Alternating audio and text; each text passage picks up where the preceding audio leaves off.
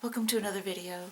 I'm taking a knitting break and trying really hard to get reacquainted with my video camera and all the equipment and the lighting and everything, and this is my 6th or 7th try, and I'm hoping I can get this one right because it's very difficult to record everything in one take, and I'm not that good at video editing, so I hope I can get this all in this time. I thought it would be a really nice thing to contribute to the knitting universe out there by giving people a glimpse of what's inside this book.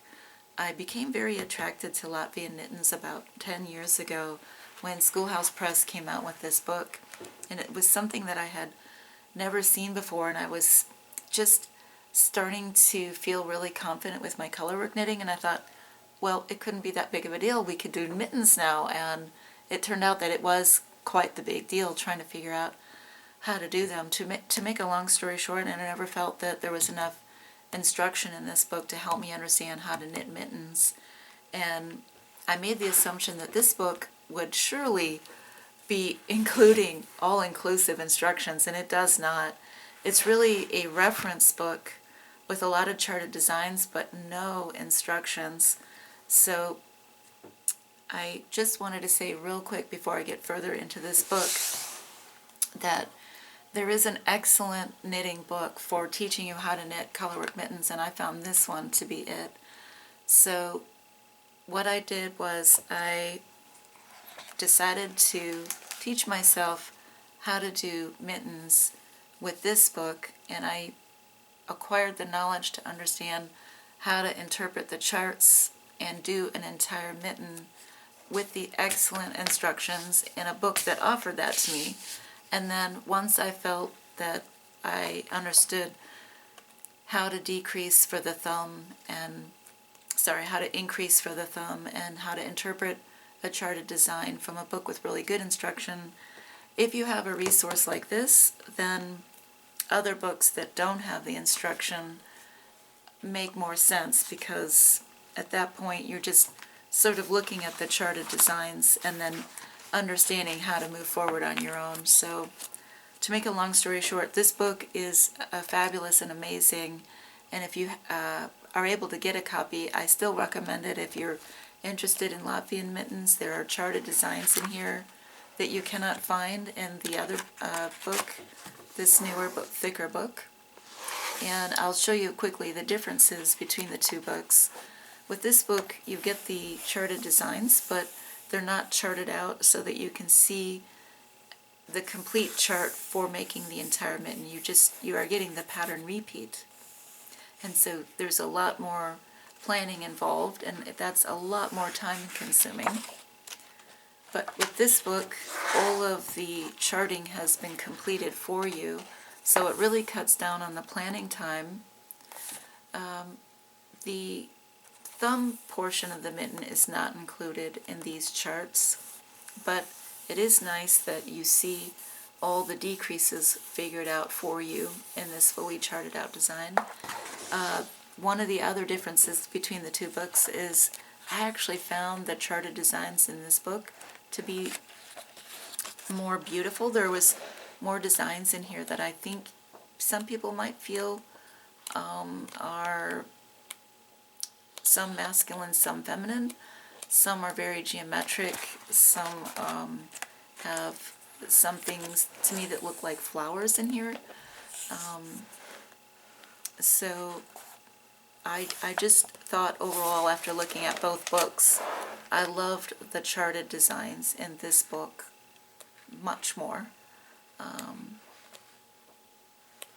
But there are fewer of them. So to make a long story short, it's kind of nice having both, and there's pros and cons to both. And I'll take you back to the main book that I was showing you here. So going back to introducing you to this book, trying to help you decide, do I want to invest in this or not? Now that I've owned it and I've been looking at it for a couple of weeks, I'm very happy that I have it. And of course, if you get it and you don't like it, you can always return it on Amazon. If you get it through Amazon, excuse me. The last chapter of the book had the most beautiful mittens in my mind, and so I'll just take my time sharing with you these mittens. I'll really apologize. I've I've got some noisy neighbors today. I would re-record this video or edit out this part, but I've tried so many times to do this video that I'm just trying to get it all in one take. So once I've actually knit a pair of mittens from this book, I'll do a much more intense review, but this is just giving you a sense for the mittens that you can, the charted designs you can see. I love these roses, and I was just looking at a Norwegian designer's website the other night, and she has done some embroidery work inside her roses and has put sequins in there and all kinds of interesting trims that I've never seen before, which was really fun.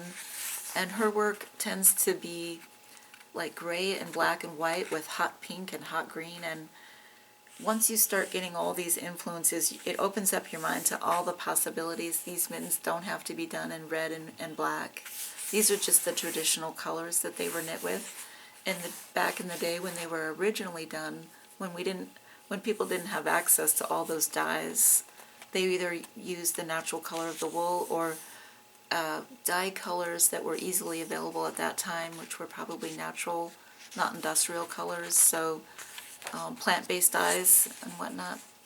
So I loved the mittens in the back. In this last chapter, they felt like they were more feminine,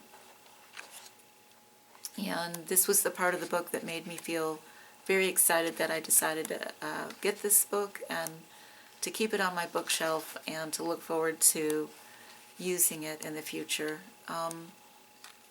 One thing that the authors chose to do with this book is to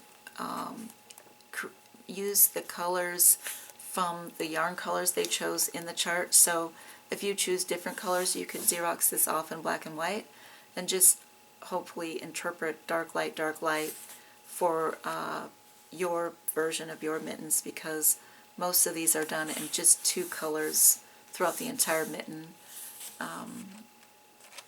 At least in this section of the chapter, in this section of the book.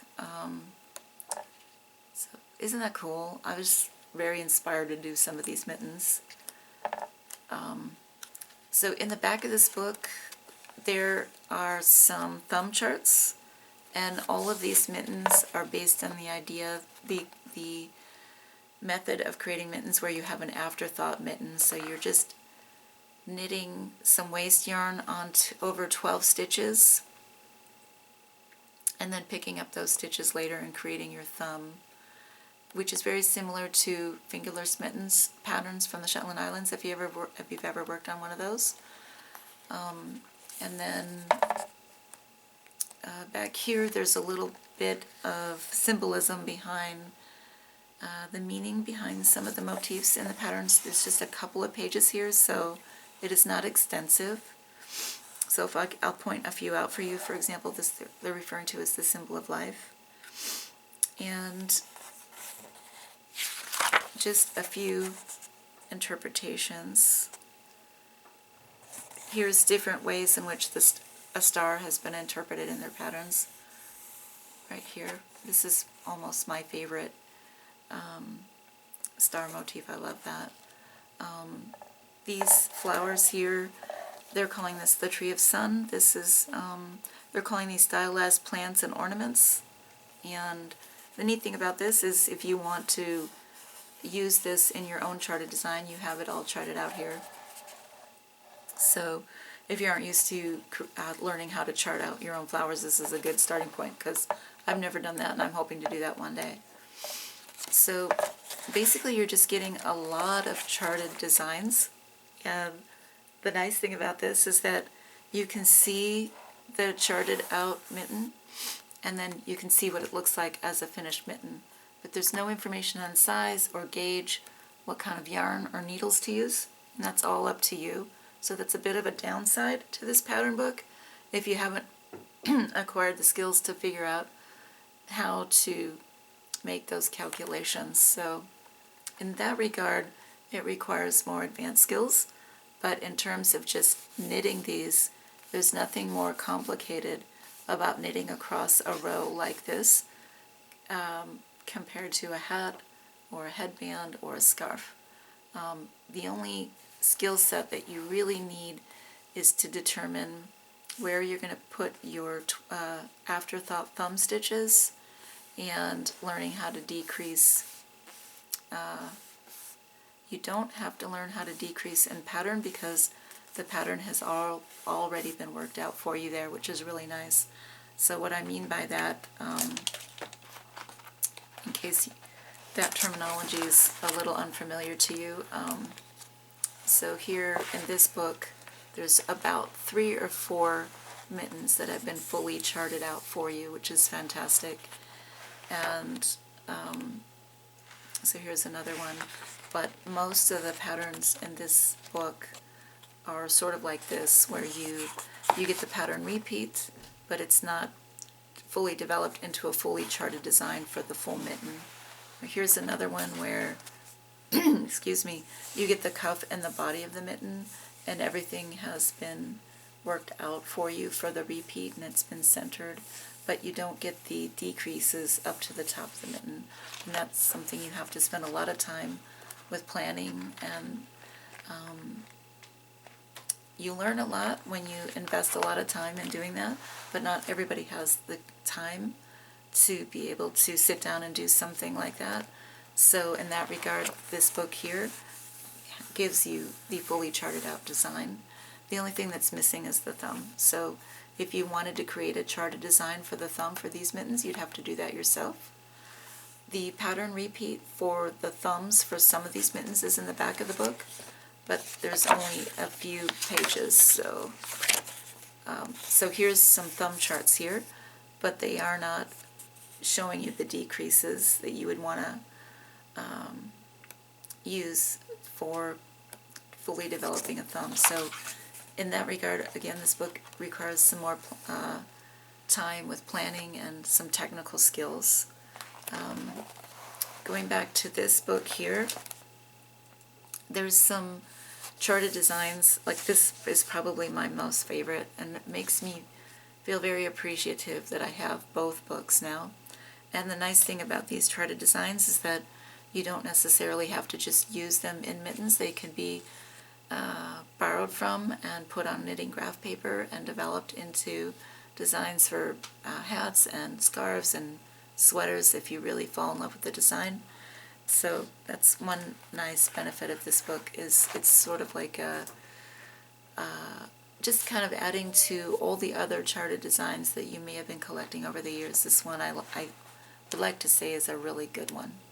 So I've been very frustrated with the whole Latvian mitten books that have been published, because there's never been one book for mittens that gives you a full set of instructions. So in that regard, none of these books are going to give that to you. So I'll take you back to my my mitten book to end this video, where this is the book that finally gave me the confidence to learn how to interpret a charted pattern for mittens, and it gives you the step-by-step instructions to take you through all the way from the casting on to the casting off to do the entire mitten. So what I'd like to recommend to people, if you've never done colorwork mittens before, is to find a book like this that gives you the full set of instructions. And once you've done one pair, then a book like this is going to make a lot more sense. So if you're thinking about buying this book, you've kind of gotten a sense for what the patterns look like inside. And you can see some of the benefits of how this book gives a lot more charted designs with completed charted designs, and this book didn't have that, so it definitely gives you a lot more charted designs and more fully charted designs, but it still doesn't have the full step-by-step instructions. So you'll also need a book like this to help you walk through your first pair of mittens, if that's where you're at on your journey.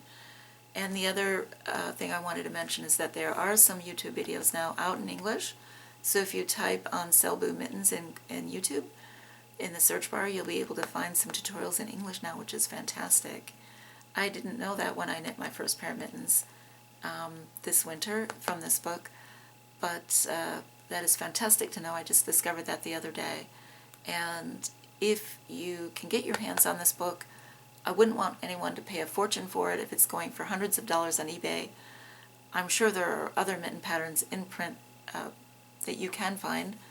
I'm not aware of them, but this was in my library, and I bought it while it was still in print about 10 years ago, stuffed it away on my bookshelf, decided that I was never going to knit mittens, and then the pandemic hit and thought, now is the time to knit mittens because I got a lot of time and I need to occupy that time so that I don't go crazy. So I've also kind of gotten to a point where I'm kind of getting bored of knitting hats, and this gives me a nice technical challenge. So I'd have to say that the mitten patterns in this book are very basic and very simple. They're very charming and very precious because they're all based on vintage mittens. So this is what a mom would make for her children back in the day when these mittens were knitted by every mom in Norway or Scandinavia. And in that regard, it melts my heart knowing that these were mittens that children wore running around on the ice skating rink or doing whatever they were doing, throwing snowballs at each other. And for me, that just tugs at my heart and makes me feel like I just have so much joy looking at these. But on the other hand, I feel like maybe I'm not going to invest a lot of time making these for myself. So for me, the most wonderful thing about this book is that it has full instructions, and so you can learn how to interpret this chart, how to knit the mittens from the cast-on edge to the cast-off edge, including the thumb. And once you've made your first pair, then you can go on to working through other books like these that don't have the step-by-step instructions. So kind of go back to the instruction book one last time. I just worked through this mitten pattern, and when I first saw this book about 10 years ago, I gave up because of the thumb chart, and I just didn't know how to interpret that thumb chart. And I'm going to say, even if you bought this book, it may not be obvious on how to interpret this chart, but it is written in English how to interpret this chart. But it still takes some time reading the text and looking at that chart and really allowing yourself to acclimate to what you're seeing and what you're reading. And eventually you'll get it, because I eventually got it, so I know you can get it. And one thing that helped me out a lot is that I had spent a lot of time working on crown charts last winter, and these are very similar to crown charts, where you have to learn how to increase and decrease, but which color you need to do your increases and decreases in is all in the chart. So I promise you, you can do it. And if you get stuck, ask me, because I'm here to help, and I want to help people get this. So if you have a specific area on a charted design where you're feeling stuck, let me know, and I'll try to plan a tutorial around that. So I'm very committed to this, you guys. There's so much joy in mastering these techniques, and I would love to share that joy with other people, especially right now. So this is a good one. If you can't find this, try to reach out to other knitter friends and say, do you happen to know of a good color workbook that gives you all the steps for making these mittens? And again, they have these Selbu mitten tutorials on YouTube now in English. That should be a good resource. So I'll just wrap up by talking about this mitten book one last time.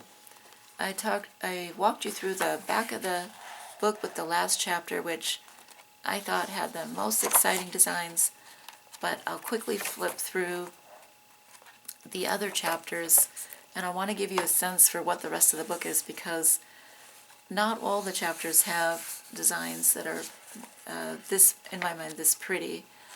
So I'm calling these more feminine designs in this chapter, but they were by region, not by, for men versus women. So I believe these are all considered unisex mittens. And so here are some of the other chapters here. These are intricate and gorgeous too, but most of the mittens in this book are more like this, where you get one motif in an all-over design that's repeated throughout the entire mitten.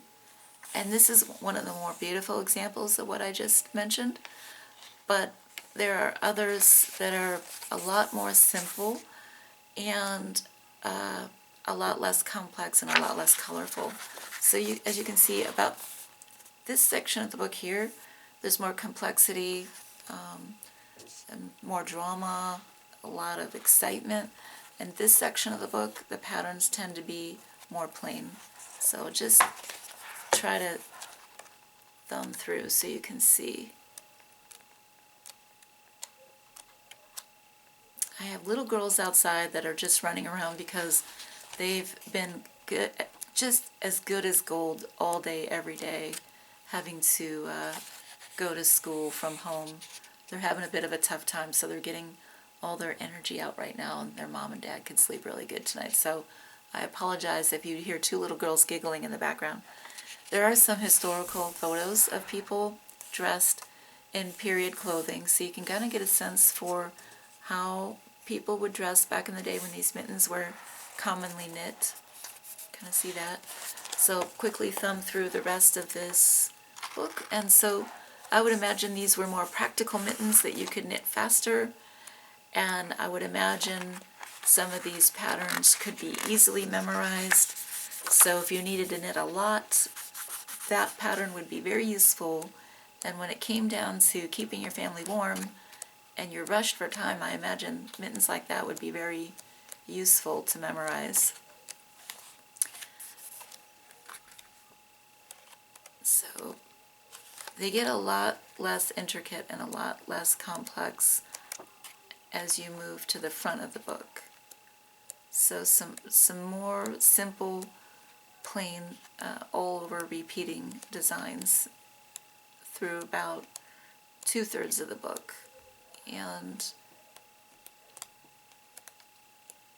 so it's, I would imagine some of these would be a lot more lively if you use different colors, but they're trying to be very consistent with the mittens that were documented through the research that was behind this effort here. So they wanted to be very faithful to the originals that they were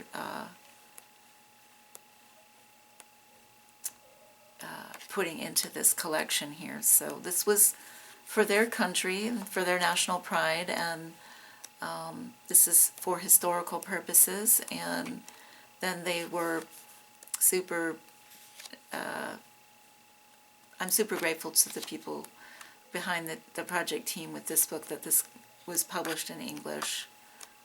So that gives you a sense for a lot of the mittens in the first 2/3 of the book.